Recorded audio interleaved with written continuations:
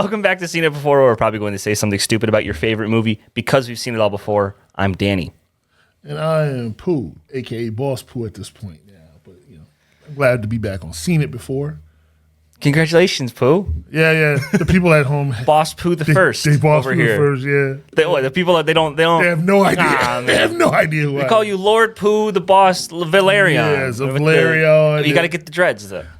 I don't know if I want the dreads. You don't want them now? I don't know if I want the Bro, dreads. you're just like 3 weeks ago. You're like, oh, I gotta get. Well, the one dude is bald now, so it's cool. Oh yeah, okay. So, well, you're Alan now. Yeah, I'm Alan. Nah, I'm Alan. Alan's the worst one. No, he's not. Adam, Man. Adam, I can look better. Get into it. Anyway, so we saw House of Dragon season 2, episode 6, but we, as of recording this, we've seen 6 and 7. So we'll try to truncate this one and get to the real stuff in the next episode. This one's titled Smallfolk, and everybody kind of came to a consensus that this was the worst episode of the season. It's got the lowest IMDb rating. Who cares? I personally kind of liked it. Solid I enjoyed it a little bit. It was a solid episode. Especially because knowing what we get next week. I don't know. So what do you think, though? I like the push and pull of it because it's a great segue episode. Like, I hate when people say, "Oh, I didn't like it," because come on, man. Every episode can't be a dragon fight. Like, the budget's not that big.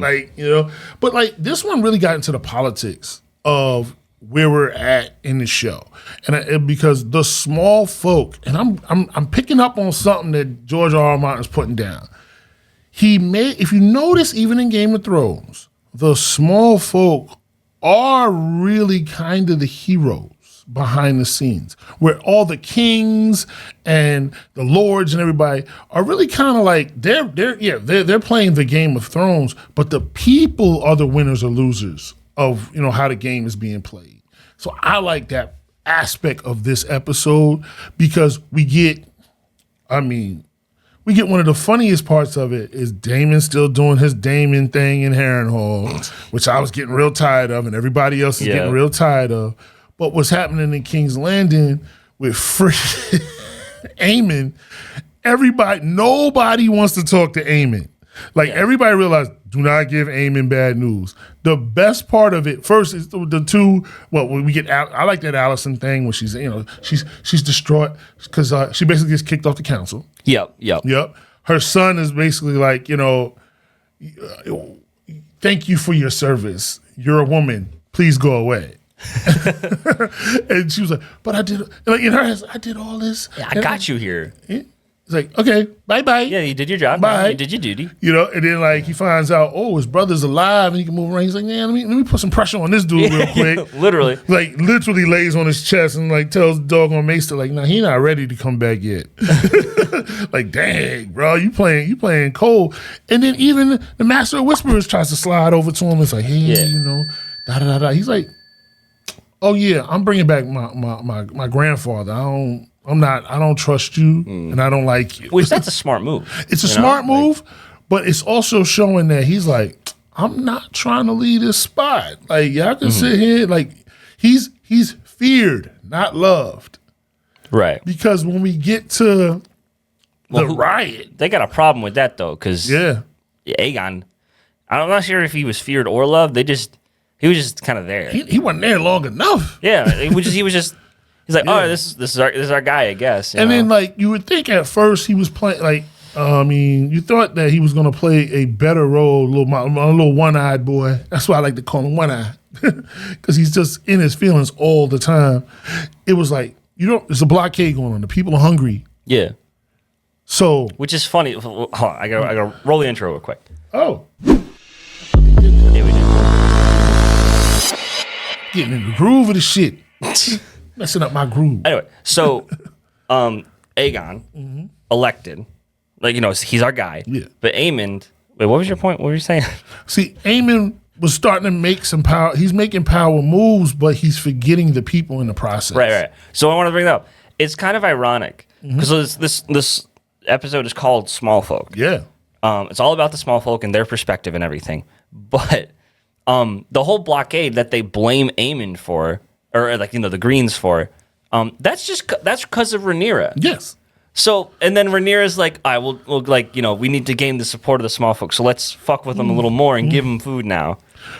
Just open up the blockade, dude. Which is real smart, though. It's smart on her That's end. politics. It's dumb on the small folks, because they're not. It's plainly right there. Right. Like I don't. As we are, do they understand that? As we are in election year, people vote against their own self-interest. Yeah.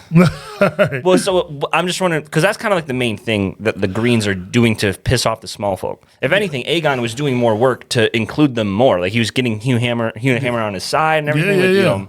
Like we'll give you the money. They just didn't keep the promise because now he's a barbecue. But when you're hungry, you know what I'm saying? Oh, that go out the window, bro. Like you do all this cool stuff. And then, of course, so when Allison gets kicked out, she goes to the sept. I got to go pray on it. And what happens? Because they were getting fish. A riot breaks out. Right. That riot, they call her the queen of fishes. Hit her with a fish. She, you know what I'm saying? She ends up in the carriage with her daughter. Like she's stressed out. And it's wild because that whole thing is just gonna bubble over and bubble over and bubble over. Of course, when we get to the next episode, it really kind of I think bubbles over in a very different way. But you realize that then they get word, and in the midst of that happening, there's two that what's his name, Iron and Clubfoot. Iron Rod. They're having a conversation on the balcony, and he's like, "Yo, we heard Sea Smoke might got a rider," and he's like, "Why don't you tell him?" He said, "No, you the master of whisperers." Yeah, it's like nobody wants to give him bad news. Yeah. You know what I'm saying? Well, because he made it. He did something to piss off Aemon, where he's just like, you still haven't announced a hand. Yeah, he's like, trying to make that play. Thanks for bringing that up. Yeah, or he said he worded it like you would be great, you'd be great for this task. Yeah, and he's like, I'd be honored, sir. He's like, no. Go get my fucking grandpa. Right? You fucking maybe call him like a worm or something. Yeah. He's like, I don't like you. Yeah, no. You're not it. It's good. I like that somebody's smart enough to just kind of be like, fuck this Laird guy, because he's clearly like the Littlefinger, and I love when Littlefinger got his choked out by Ned. But you know what? You like them dudes that's scheming, because the schemers usually sometimes their schemes work out. But we didn't really. His end game is I think Mysaria's. Because she's like the Varys. I was just about to get to that. Yeah, she got something going on. I love her character. Yeah. She, to me, is probably the wisest person in the Blacks circle. Mm-hmm. Because she gets it. And in the next episode, she gets it. I'm going to really get it. Oh, yeah, we're going to go there. We're going to talk about that. We're going to go there. We're going to go there. It's a hot girl summer. We're going to go there. But no. She gets it, and she's, and then at the same time, you see, Rhaenyra's like, oh, wait a minute, we need dragon riders, because we hurting on dragons right now, and she want to look into the pages, and she finds that one dude. Yeah, was it Darkland? Yeah. So I was wondering why. So I was thinking, he has the best claim, because it's closest by, lineagely. I wasn't thinking of. Highborn, lowborn, and he's highborn. Yeah, he's high. So, he's highborn. So maybe he'll and that's where she was focused because the arrogance. Well, also, there's no record of bastards. Yes, who keeps a record of those people? Yeah. But that's next week. Yeah, but this right here, like let's keep it in context. He's highborn, so it made sense. He's a he's a white cloak. Well, that's nice, Yeah, it's kind of like he was just there, though. He was there, but they thought, okay, this is going to be the guy. You got the dudes with the dragon pit with their little toothpicks. What are you going to do with those little hook things? It's made of wood, bro. Yeah, it's fucking dragon. They called the dog on the dragon. One of the baddest dragons. Yeah, was that Vermithor? Yes, Vermithor, okay. the Bronze Fury. Yeah. I love that dragon because it's the second biggest. Mm-hmm. It is, I believe it's Daemon's father's dragon. Who's Daemon's father, then? Daemon's father was Jaehaerys' son, which I don't know his name. Yeah. Or it might have been Jaehaerys' dragon. It was one of the big dogs. It's an older dragon. It's one of the oldest dragons. Yeah, it's a little convoluted. Yeah. Bronze Theory is a badass dragon. And he does, looks at him, and they call him, and we like, okay, it's about to happen. Look like he go. Nope. Yeah, well, I knew instantly he was dead when he started pussyfooting around. Yeah. He started going like this, and then when he says, "I've done it," I'm like, "Oh, you're fucking dead." Dude, 2 nah, seconds later, he said, don't be claiming no you dragon. weren't even on it yet. Like, Yeah. the fuck? Don't You claim didn't touch it. Nope. Yeah, so yeah, Didn't you're touch it. Yeah, it for was sure a wrap. dead. It was So- a wrap. You know, unlike doggone sea snake's man. Yeah, she's gonna track that dude down, him dude. down. Fucking like, and then they smiled at him. Yes. Like, he was like, "I fucking got you." Yes, I'm claiming black Yeah. folk. Sea smoke is all black only riders. So, I know it's probably just like just cuz kind of thing, like a Jon Snow kind of thing. Mm-hmm. Why does he have black hair when he is the son of Valerion Okay, and the son of but his mother a Targaryen? Targaryens all have white hair. Well, two here's- white hair here's people had a guy with black hair. I don't know I don't understand how that works. But they didn't really explain his mother's heritage. I don't think she's like a Targaryen full blood. I think she's Like an Ulf kind of guy. yeah, You know, like blonde-ish hair. Well, no, I think she's Not white? I think she might be removed. I'd have to look into that. Well, she's a Targaryen though, She's a Targaryen because that's the only way that he would be able But to. here's the crazy thing about that. That's not necessarily has to be true because they say everybody from Old Valyrian, the Dragon Lords, they say the Targaryens were considered not the strongest family when it came to they were the one that survived. They were the one that survived because they went to Dragonstone, and they were laughed at for going to Dragonstone. It was only because I was actually watching something recently on the history of Old Valyrian, which I found I'm really digging into that right now, where out of all the Dragon Lords, that family was kind of laughed at. They were not the most powerful Dragon Lords. One of the Targaryens at that time was his daughter, and she said, "Look, I had a vision that this place is going to fall. We need to go." And that's the only thing that saved them. So there's clearly other families that rode dragons. And let's say, Well, it wasn't the Valerians though. I don't Well, believe he even says in I think in this episode where he's just like, we don't have that. Yeah, we don't have that. But they're part of the old. Wait a minute, that doesn't make no sense because then how is Laenor? Exactly. How does Laenor ride a dragon? Exactly. So they do. Okay, so never mind. Then. Yeah, they do. They ride dragons, but they're part of the dragon. Lord. They just have adopted Salton Sea. That's kind of their throwback. Okay. Yeah. Which that's cool. That's they all got right. the sky. We got the sea. Smart. And everybody else got the land. And once in a while, one of us, because like think about it, he doesn't have a dragon. Therefore, No. But yet his son did, and his daughter did. Damon's wife. How does that work then? What the fuck? Yeah, I didn't even think about that. Yeah, he don't have a dragon. Cloris don't have a dragon, but his son and daughter did. Rhaenys had one. Yep. Well, Rhaenys is different. Well, she's legit Targaryen. Yeah, she's from the line.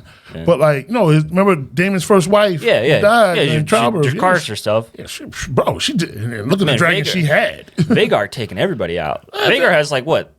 6 kills now? Bro, his body count strong. Jesus. Vagar in the streets. Vagar on the block. Vagar like that. He like that one dude that live in the hood that got an AK where everybody else got a freaking like 6-shooter or something. Like, good Lord. Vagar Debo. So a major criticism about this episode, I guess with the season in general, is Damon's not doing shit. And even with where we know where this goes, I still don't see a whole reason for him not to be doing shit in the river. Honestly, I think they played their hand too long with this. It would have been cool if he just shows up. If they would have shortened, like he disappears at the end of episode 2. He's like, "Fuck you, Rhaenyra," leaves. Everyone's wondering for like 4 episodes, where the fuck's Daemon? Yeah. Then he does this shit in the Riverlands where he stalls for a little bit, has a trippy episode, and then does all that shit. If they made the trippy episode like 1 or 2 episodes, they dragged the heck out. Yeah, it was 4 episodes of him going, "What's happening to me?" And then the best trip is in the next episode. I think that his best. Oh yeah, that's the best one of all. Because it's a direct. Well, we'll get to that. Yeah, we'll get to that. But like, even when the whole thing was mom, it was getting weird, man. Oh, that was that. Yeah, that was that. I was sick. It was sick. He was having weird sex dreams, and it was just playing. And it was like, oh yeah, and he's time jumping and time slipping, and I'm like, come on, man. Yeah. So. We still don't really have confirmation. Was it Alice Rivers doing that shit to him, or was it just Harrenhal being all old gaudy? I think it's a little bit of both. Like a little bit of both. Well, because I think he's fucking why did he just like say, or she's like, here, drink this, and he's like, okay. I don't even know What if the it was a drink. I think she tried to blame it on the Godwood bed that he was sleeping in because the Godswood is sacred. Yeah. It goes back to the children of the forest. Why isn't Simon Strong and all his crew, freaking out too? Or are they also doing it just in secret or something? Maybe they just know it. I mean, because if you ever look at him, he's kind of like, I know this place messes with people. Though there was a theory out there for a while because only Alice Rivers was only interacting with Damon, like, oh, she's a fucking ghost, which would make sense in Harrenhal, Ghost of Harrenhal. But then at the end of the episode, she's like, she said, oh, wait 3 days, all your Riverlands shit's gonna get all figured out. Don't you worry. And about he it. tells her that Alice was the one who went to go see dude. Yeah, and then he's like, like, oh, well, isn't that cool? Like, oh, he's dead now. Yeah. So now he can finally bring back that little boy that I was talking to because I'm gonna talk to him. Respect to that dude later, but so basically we get the riot. The Uber Eats that came on the river from the blacks. Uber Eats. Sponsored by Postmates. Sponsored by Postmates. Shout out Rhaenyra, because that's where the White Worm came into play. Like that's all her plays. She's like, look. Which finally, like, I'm glad we're actually seeing like a Varys type character actually do something for. Varys was always like, I care about the small folk. I care about the people. Okay, but what have you done? We never saw him like be able to achieve any of that. Yeah, and Daenerys is like crispy. And then we never see him like do things. We hear him talking. He's getting info. He got a lot of info. Even when he was going to torture his abuser guy, we didn't even see that. Yeah, we didn't get it. But she's actually like making moves on behalf of the people. Yeah, and that I know the way and that turns on. Well, also I think it's because she's just showing gratitude. This is the only person who's in her corner. Yes, who actually gives a shit and and believes that she can. Yeah, because didn't she smack a dude in this episode? Yeah, well, because he's like, well, I don't really know why she slapped him for that at that moment, because all he was saying was just like, it's not a good idea for you to do this and this and this. You should maybe try to do this. He was actually counseling instead of just being like, fuck you, I don't care about your opinion. True. So, but she's like, I think you forgot that you must fear me. Yeah. And I'm thinking in my head like, oh, don't. No, you don't want to. You don't want to be the Queen of Ashes. You don't want people to fear you. No. Yeah, for real. So now I see where that might be going. Yeah. So whatever. But then we have a tender moment between the ladies, and the ladies get tender. And it was a kiss. We see it, and that's it. It was real funny though, because I read behind the scenes. It was all Emma D'Arcy's idea. Like they're like, oh yeah, let's just. What if we like kissed? Like. HBO doing this HBO thing. We hadn't had enough sex in a while. Well, now it's funny because this is like the clearest example of like a polyamorous situation we got going on. Because we got Massaria hooking up with Daemon, obviously, in the beginning. And now Daemon marries Rhaenyra, and now Massari's hooking up with Rhaenyra. It's like a triangle. And wait till Daemon come back. Oh, yeah. He's going to be like, I think he'd be into it. Come on. It's Daemon. He had a dream about fucking his mom, dude. Bro, the Daemon we knew and the Daemon we got is two different dudes. Well, it's two different dudes. No, he's just not power hungry. He's still got all that shit going on. He working out some demons right now. He might come back real different. He gonna have a man bun. He gonna be in terry cloth. He done went to a yurt. Harrenhal's been his yurt. Like Damon's been in counseling for the last few episodes, and it's not been going well. Yeah. It's like a dude coming back from rehab. Well, he finally made progress in the next episode. He's coming back from rehab, man. He ain't gonna be the same. So Sorry just shows up, just like, he's gonna be like I've sworn off women. You know what I'm saying? Like his whole mode gonna be real different. I only fuck dragons now. Oh yeah. We don't want to know. I sleep in a house that's burnt down. I don't know, bro. Like, this is real. I don't know what's going on. Like leave. Yeah, he's so unplugged from like everything. Unplugged and unfettered and doesn't care. Yeah. Ain't reading a Raven. Like everybody's on red. So back to the Greens though. We're getting more of Larys trying to make allies with the burnt Aegon. Yeah. So like I like that whole like dynamic, but you would have never thought like Aegon. He's like a brat, right? He has all the shit with the hookers and women and with Larys, who's the most like incel, out of circumstance. Clubfoot, nobody gives him respect, but he's built himself up. Yes. So I like that, like, now that Aegon is crippled and, like, and will never be like that, Laris is making a good point. Like, all you got now is your mind. Yes. You gotta use it. You gotta put it to use. And it's the same conversation Tyrion Lannister had with Jon Snow. Yeah. Except Jon Snow had fucking... Yeah, but he had everything. But at the time, he was a bastard. He was going to the Wall of all places. Yeah, he defied those odds. He defied the odds, and it was. And this is where I'm saying I'm picking up where George R. R. Martin's putting down. Everything is an underdog story. Game of Thrones is an underdog story. Oh yeah, it's a multiple underdogs rising to the top, and a quick side note. That little conversation that Clubfoot was having with the Iron Dude, with those two Kingsguard, and he sent them to the Wall. He didn't send them to the Wall because of the riot. That's what they said. Oh, they're the reason for the riot. Da da da da. He sent them to the Wall because those were the dudes who laughed at him at the brothel. Oh, yeah. Well, let's put it like this: he don't forget a slight. He keeps receipts. Yeah. Well, now he got cause. Yeah. So, but I like that. Like HR me. Aegon's like, trying to recover, and I like tough love kind of thing. Yeah. Like you got to fucking do this shit. You got to step up, bro. And he was doing real hard. He's like, he got up on. He's like, oh, he's weak. All right, in 30 minutes, do it again. Like, give him some hard rehab. Hard rehab. Don't be giving him that king rehab because life about to be tough. So, and Allison's just over there being like, everything I've done to get to where we are now, I'm out of the loop. Mm-hmm. Same thing with my dad. Mm-hmm. We put all these pieces in motion, and she doubled down when she had a chance not to. Yeah. So she must feel like absolute dog shit. Well, that's on her. Yeah. The choices you make dictate the life you lead. Yep. And I think we should pin it there and move to the next episode at this point because that's kind of where it hangs. And then it definitely, these two episodes, this episode and the next episode, I almost look at them as one episode, not two separate. So people saying that this one was the weakest. For me, the next one might be one of the strongest because if you look at both of them concurrently, there's something really, really interesting there. I think that's the problem though, because like that's what like my take on like the Acolyte. Yeah, we got a few answers towards the end of it.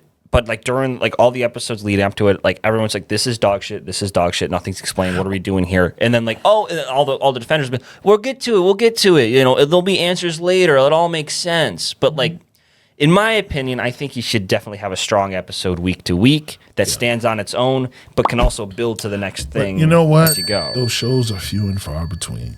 Yeah, well, that's the reason why this episode 6, just wasn't. It didn't hit with everybody. It didn't hit with the viewer. But yet, if you really peel it back, you realize it was very important. Oh yeah, yeah. It was building the groundwork. It built a huge piece of groundwork. There might be more appreciation for it later. Yes. Same reason like how like everyone likes. Were you watching The Walking Dead during like season 6, season 7? I watched most of it. And I got up to. So do you know about the cliffhanger? Which cliffhanger? Negan kills somebody at the end of season 6. Nah, I probably don't. I dipped out. I'm sorry. It was like this perfect like build up for the entire last half of season 6, where it's like, who the fuck is Negan? Oh shit, he's here. And then he kills somebody, but you don't see who he kills. Oh, okay. And everyone's like, who the fuck did he kill? So then like for like I want to say like 6 or 7 months, we're all like, what the fuck? And then they show who he kills in the next episode. But we still had to wait real time 6 to 7 months. Yeah, there. that kills it. Yeah, but now there's more appreciation for it because you can just binge it. Yeah. That's where binging, I think, has come into play for the viewer. I grew up in the era of no binging. It didn't exist. You had to live with it. Yeah, so that's why I'm surprised that you're not more critical of this kind of situation. I'm not critical of it because I get it, but at the same time, I'm a viewer. I'm a constant viewer. I'm not the fly by night viewer because I watch, rewatch, go back. And really pick it apart multiple times. That's just my process. Like, I'm not going to just watch, House of the Dragon once. Like, I've already watched season 1 like 3 times. I'm not gonna watch the first half of the season because that one, like, The something jumps? about it was so special. I don't want to ruin that. Okay. You know. Okay. I've seen the last half though. Yeah, last half is where I mean that's the meat on the bone. Everything else is set up. This one I will rewatch this season a few times because I think there's a lot more to unpack when you see it as a whole. Yeah, it'll probably work better when it's Yeah, all tied together. But all right, we're gonna move on to the next episode shortly here, but we got to do this outro real quick. So I'm Danny. You can find me at Danny_Was on my Instagram. My Litterbox and Serialized at DJ Was, my YouTube channel, which is just Danny Was. Boom. I am now officially Boss Pooh Valerian, first of his name. You can find me at Instagram Pooh130, but it's private, so good luck. You got a request. You got a request to talk to.